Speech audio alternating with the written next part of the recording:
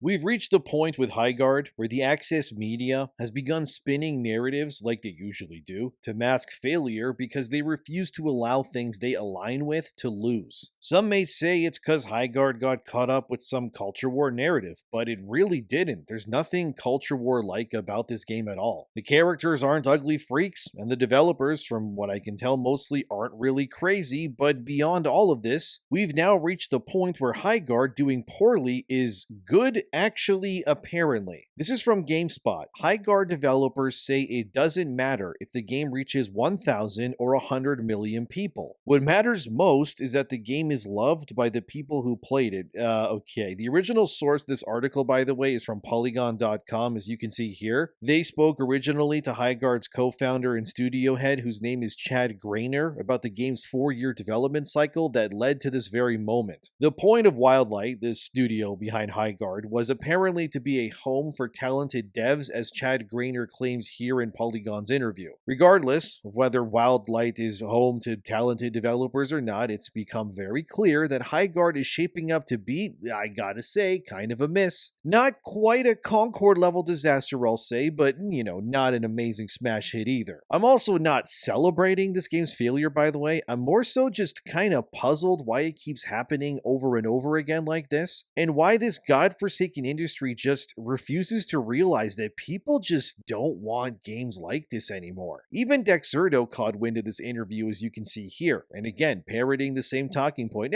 Player counts don't matter, guys. It's all about who loves the game, right? They say, with a game where its player count is a, direct reflection of whether people want to keep playing this game or not in the future. Maybe player counts aren't as important for a single player game if your game is made by like one dude in his bedroom for $5, but when you're apparently this brand new studio with mystery investors that you refuse to talk about no matter who asks, and your squad is full of people who have apparently worked in AAA and they're all super talented according to you, actually, I do think your player counts matter very much. In fact, I would go as far as to say the player counts are actually a direct reflection of whether your game will survive or not. The thing is that servers aren't, in case you don't know, cheap to manage, and you're multi-platform as well when it comes with crossplay too. So I can only imagine how much things actually cost per month and upkeep alone on this game. Chad Grainer, that co-head again, tries to run damage control, as you can see here, where he claims that Highguard is a unique game where nobody is doing what they're doing. But I mean, he contradicts himself immediately by saying, sure, you'll see elements of our game in other games too. Because yeah, that's kind of what Highguard feels like when you play it. I mean, it's search and destroy from Call of Duty on horses, but you use Overwatch powers that aren't nearly as cool to blow up things like Battlefield, but also not nearly as cool. On paper, it might sound cool, I guess, to some, but in practice, it's, well, what it is. And also, if you want more content, please consider liking the video and subscribing for more. Thank you very much. But thankfully, at least, as Push Square reported here, Highguard's 5v5 mode is here to stay, which, I mean, that's not surprising at all, considering that the only other game mode is the same thing, but, with 3v3, so of course it would stay. Like, why would they get rid of it? There's nothing else. The problem here mostly is that Highguard just doesn't really have much variety. The increase in characters on screen, I guess, is fine. Like, don't get me wrong, that is a positive, but I think more variety in modes in general will be far more of a boon than just the same mode over and over, but now there's more people in it. It's a positive change, yes, but is it enough to save the game? Yeah, I don't know about that one. In my last Highguard video a few days ago, the game was sitting at around 12,000 players on Steam. That was when the 5v5 mode dropped initially. Now, as I'm writing this video, as you can see here, we're down to about 4,790 concurrent players, with 8,404 as the all-time peak in the past 24 hours. I will admit, these numbers are likely lower than intentional right now, considering that I'm writing this video on a Tuesday morning, so people are obviously at work. I understand that. So this number will likely rise as people finish work and come home to play, so I'm not saying that this is the be-all end-all player count for Highguard right now. But either way, for a game to go from 97,000 people to about, let's say, 8,000 or so in just 8 days of release, that is very insane and very worrying. I guess the developers like Chad Grainer are right, though, that his game is technically fostering a loyal, albeit,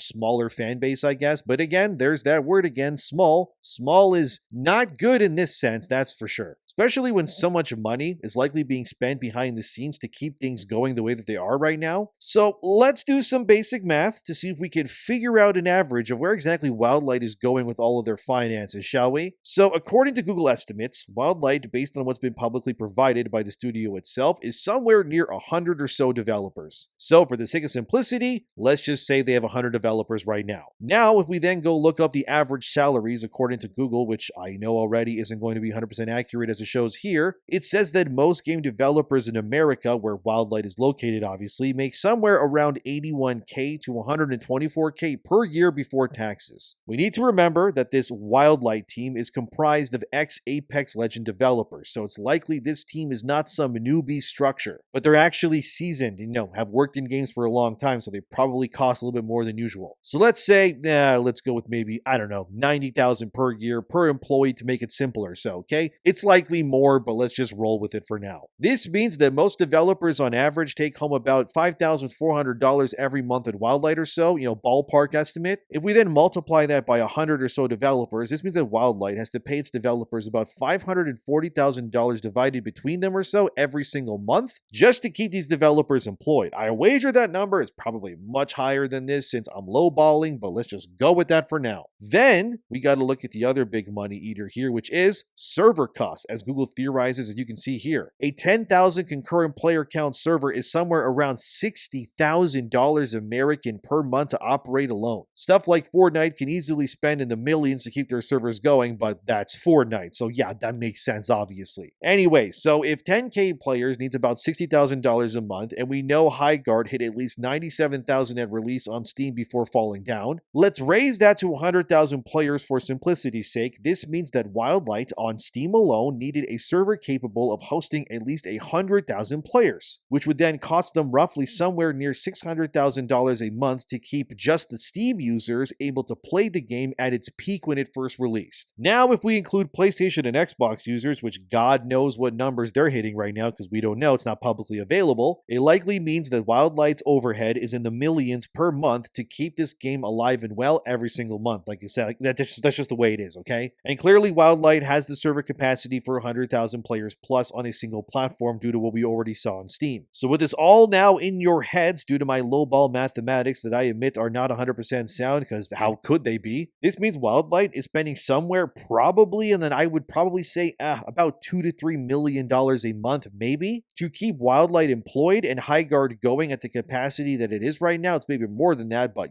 let's just go with it for now. So if your game is now pulling in 5 or 8K at peak on Steam, you're paying well over $100,000 a month for servers that is currently hosting players in the 60,000 range, I guess, or so in terms of money spent. That's kind of bad. It's if you pretty much, let's put it this way, okay? It's like if you decided to have the biggest birthday party of your life, right? You hired clowns, like an Elvis impersonator. Oh my God, there's so much cake and food that you ordered that you could drown it, but then only your one weird neighbor shows up to the party and your family just forgot you existed alongside your friends. And now alongside that clown you hired, you two are also one. So I guess there's 2 clowns at the party now. Anyway, that's Highguard pretty much right now. Look, I'm not saying it's a bad game, okay? It's the gaming equivalent of going on a blind date and seeing the other person show up and thinking, okay, I might as well buy a drink, I'm already here, but I'm not going to call this person again, But the thing with Highguard is they're spending generational money keeping this thing alive. This entire design philosophy of Wildlight, it feels flawed, as Polygon recites here, speaking to that Chad Grainer guy again. What this team is really good at doing is picking an initial direction and letting it take you where it takes you, where we don't hold onto any particular idea too preciously. It's a bit of a wild ride, but the result is that you get something very design focused that the team is really into, and you sort of solve all the other problems later. What you're playing today was 3 years of wild exploration and a year of polishing what's out there right now. Yeah, that one part there sticks out. Solve the other problems later. Yeah, that's where we're at right now, by the way, with this game. But the thing is, solving problems in a live service game is likely way more costly and scary because prior to release, you weren't spending, I don't know, Tony Stark money for server upkeep like you are now. What's crazy to me is they confirmed the game had a 3-year dev cycle with 1 year of polish. So they had this thing done by 2025 pretty much, earlier in the year. And then they just played it over and over again and decided to release it with what they had.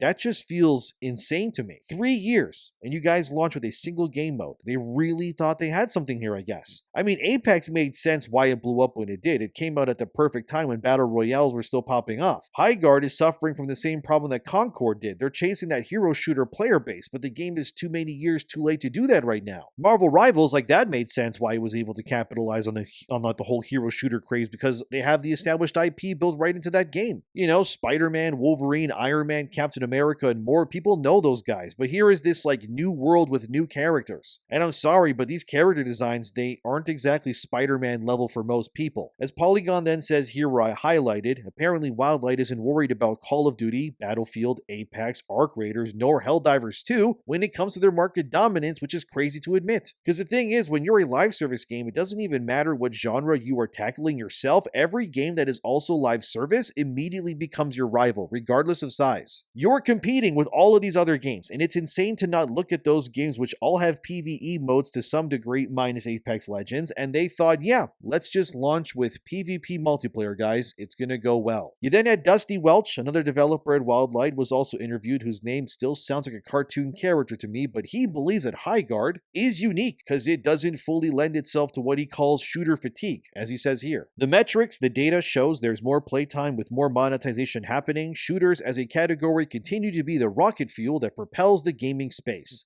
True, he's right technically, but the shooters that are doing best are really trying something different while having stuff like quests and tangible rewards that actually matter. With skill tree progression and permanent weapon upgrades like Helldivers 2, right? That crossed 20 million copies sold recently, or Arc Raiders, which has like 12 million plus already. Highguard, it has none of those things. Even Battlefield 6 and Call of Duty Black Ops 7, they have languished into slumps already mere months after release. So if the two biggest titans are already faltering, what hope does Apex with horses have exactly in the long run too? PCGamesN.com, however, believes that the story around Highguard proves that users like me and you, we actually need less power in what makes games successful. Here's their article. Highguard's rocky release proves that Steam reviews aren't fit for purpose. If there wasn't enough proof already, Highguard's review bombing shows that Valve needs to change its archaic system to battle bad actors. Oh boy, I'm gonna say before I even go further, guys, this article is ridiculous. Like, just walk with me here, okay? Let me read you the opening paragraph, and then you tell me if this sounds out of touch to you or not, okay? It says, Highguard is better than you'd expect given the Steam ratings. It launched to a barrage of bad reviews, averaging extremely negative within minutes on Valve's storefront. Despite it being impossible for anyone to have played enough to come to a genuine conclusion in the seconds since it launched, this average rose only to mostly negative the next day and is now settled at mixed as players have had a chance to actually appraise the game. This farce of a Steam launch is no fault of developer Wildlight Entertainment. However, the blame lies with bad actors and Steam's outdated review system. So you claim people just gave it bad reviews within minutes, but the reality is that people had to actually play the game since it was free, saw what it was about, didn't like it, and then gave their reviews. As a player or customer, you're totally within your right to do that, by the way. It's like going to a restaurant or any store. You try some food, you don't like it. You are totally valid to state a review saying, hey, the food was bad here. This whole Highguard is good, just ignore the thousands of negative reviews from people who clearly had to play the game on Steam by downloading and,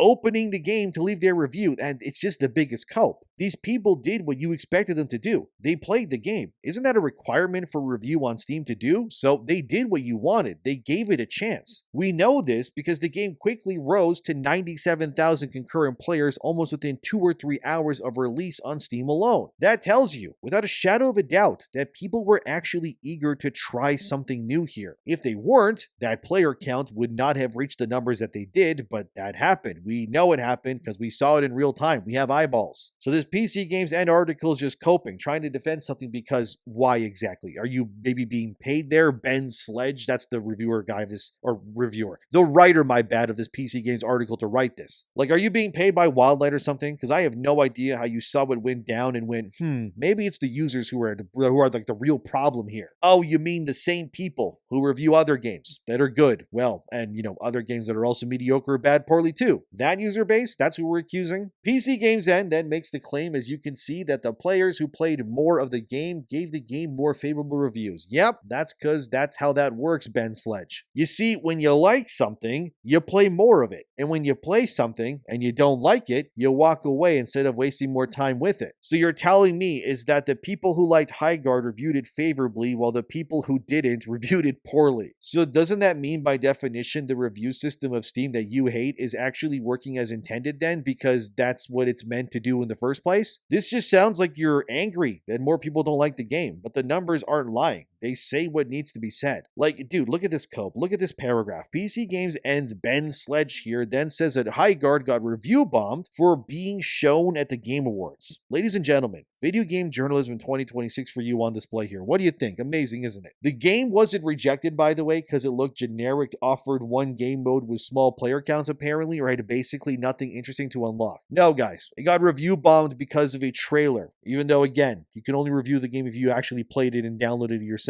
I'm often astounded by what is considered gaming journalism these days, but I got to admit, guys, this article is very tone deaf and proves that these people really don't understand their consumer bases at all when they write this sort of stuff. This is like a cook saying, everyone just hates my restaurant and they are being unfair to me. No, it's because you sold them meat with maggots in it. It has nothing to do with the consumer. But look at how PC Games and then copes more. Nobody was more disappointed than I when the trailer that said from the makers of Titanfall 2 showed a game that demonstrably isn't Titanfall 3, but did that make me want to tank its launch? No, because I'm a normal person. Wow, dude. So you admit the game that was showed, which was Highguard, led to you, as you say in your own words, that nobody was more disappointed than I when you realized that the Titanfall and Apex people were just making another slop hero shooter live service game. You admitted that, Ben. You're like yourself, by the way, in your own words, in your own article. I'm not twisting anything. You said that yourself. Then you try to take the high ground and say, even I, the most disappointed person alive by Highguard's existence, didn't want this game to fail because you're a normal person. Okay, Ben, whatever you say. I mean, you just confirmed the game didn't look good yourself, that you too abandoned it clearly because it was not made for you and this game didn't speak to your own wants and needs. It kind of sounds like that player review score thing that you hate is showing exactly what it should be showing then, doesn't it? Like, look at this next code. Let me read you this next part. My God. The issue isn't people wanting to tank Highguard's launch. It's the fact they're able to. Steam reviews are an imperfect method of judging a game at any time, but free-to-play games have it much worse. Games that cost $70 have that upfront cost to protect them from bad faith reviewers. Even if someone was so intent on posting a bad review that they plan to buy the fame, leave the review, and then refund it within Steam's generous allowances, that cost puts enough people off that it rarely constitutes a full bomb and it lands amidst the genuine reviews like a light smattering of SMG rounds sprayed into the abyss. Yeah, Ben, you just kind of described why it's working as intended, by the way. There really isn't an alternative here. Because you can't say, well, people should only be allowed to leave reviews for games after, let's say, X amount of hours of playtime. Because that just means the only people then who should be allowed to leave a review are people who pass Steam's refund policy deadline, right? Like, that doesn't sound very pro-consumer now, does it? No, the only reason why is because you're mad. Again, I don't know why you're defending a game you called yourself the most disappointed person alive at its mere existence. It's still confusing to me. It's like simply, you just don't like that players have a voice here. If this system was flawed, then even the great games with the glowing reviews would have terrible reviews, but they don't because they're great games. And this also means that the bad games that don't meet expectations or aren't what people, was being marketed, I guess, end up being reviewed poorly. Because again, people don't like them. Like, that sounds like to me like a review system that's working as intended. Ben Sledge, a PC game ends, like the most disappointed man alive apparently in Highguard's existence again, by the way. At one point is seen here then, Ben starts bringing up LGBT games, somehow saying they get review bombed too. Oh, do they, by the way? Is that true, Ben? Is that why the Mass Effect trilogy has positive ratings? Why Dragon Age Inquisition and all those games have great ratings, besides Veilguard, of course, the game's ass? Why Baldur's Gate 3 has overwhelmingly positive reviews too? Or why Stardew Valley has amazing reviews while also having LGBT romance? Let's not forget Hades 1 and 2, Ben. Those games have great reviews while also having plenty of LGBT representation too. All right, it's just the games that suck and have surface level identity nonsense like Veilguard, like I said before. Or okay, yeah, so the review system again, it's working as intended, isn't it? Ben then hilariously suggests that only players who have a certain amount of time in a game should be allowed to leave a review. Like, didn't I just bring this up like a minute ago? Right, Ben. Let's allow only the reviews from people who pass the refund policy window the ability to leave reviews. That'll totally go over well with the consumer base. Hilariously, though, at the end of this article, as you can also see here, Ben Sledge of PC Games End then admits he hasn't even played Highguard enough anyways to form his own opinion. Even though he said it's an amazing game at the beginning of the article. This is so dumb, dude. But he has the time to write a whole article as to why you shouldn't be allowed to voice your opinion, though. He can. He's totally allowed to. But you? No, that's just a bad idea, guys. guys. And then he ends his article, as you can see here, by calling Highguard a bland Titanfall baiting trailer of a game. Wow. Never change, Ben Sledge, because you made my job far easier by honestly just existing. But the best time to delete this article is probably once you see this video, because this is the sort of article that will probably haunt you if anyone ever wants to prove that your writing sucks in the future. People shouldn't be allowed to play Highguard. What? No, of course I haven't played the game enough. People should have to pass the refund policy before leaving a review. What's that? Yeah, I do think Highguard looks bland. And I did admit that I'm the most disappointed man alive by its mere existence. But it's the players that aren't me that are the problem, of course. Well, here are your clown shoes, Ben, okay? Make sure to bring your own makeup, though, because Wildlight, they're currently spending their budget, on that server maintenance stuff already. Like, I hope you understand. But if this is the best protection a game like this can get, where its own developers are coping to the point where they are claiming that they don't care about player numbers, which is a flat out lie, by the way. They care so much about these metrics and stuff like this, they probably see it in their dreams. And they have this weird aloof attitude like,